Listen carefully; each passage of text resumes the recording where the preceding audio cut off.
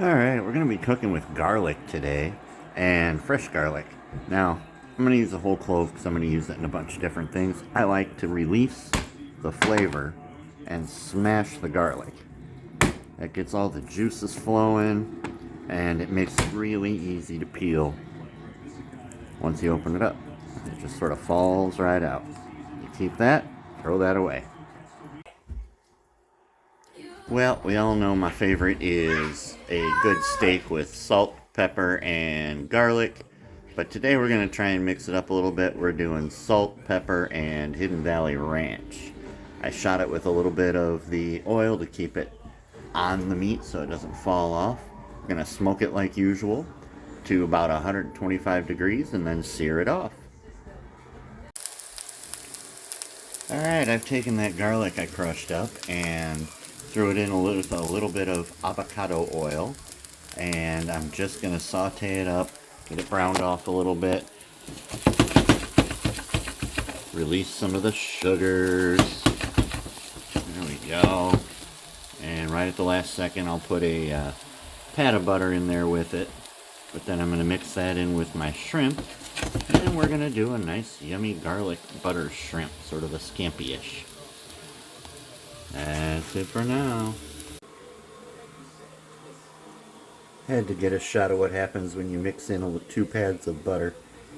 That's what you're looking for right there. Gonna dump that into our raw shrimp once it cools down. Throw it all on the griddle with a little extra butter, some salt and pepper, and that's gonna be our shrimp side. Just another beautiful evening at Camp Meadow. Getting ready to throw the steaks on, put some carrots on, a little shrimp, maybe some mashed potatoes and gravy. It's gonna be a good evening.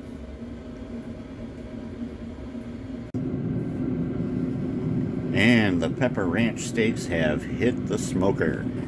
Tonight I set it to 275. You can see the ambient temperature or starting temperature of the steak is 51 degrees. We're going for about 225, and you can see I've stood them. Oh no! I'll stand him back up in a minute. I like to stand my steaks up on their fat cap because I feel it gives it a nice even chance to become golden and yummy. Here we have our garlic ranch baby carrots cooking off in a little avocado oil, and I'm going to sear those down for a little while, get a little bit of color on them, and probably add in some of the water from the carrot bowl from seasoning. Alright, after about 5 minutes of cooking the carrots off in avocado oil, I quickly added some water, just enough to kind of cover them a little bit, and turned the heat down to low. I'm going to let them stay covered, simmer, and by the time the steaks are done, the carrots will be done. Alright, well, here we are, checking on our meat. It kept falling over, so I just let it go ahead and fall over. And here we are after it's been resting. It's at 125 degrees. We have the carrots over here. Those are cooked and resting. Over here we've got the griddle all hot. I've got the grill mat because I don't want to burn off the shrimp. I want to cook the shrimp. But first, we're going to take the steaks and sear them off, and we'll check back in a moment. And we are searing off the New York, getting ready to bring them in to rest, and then we'll start the shrimp.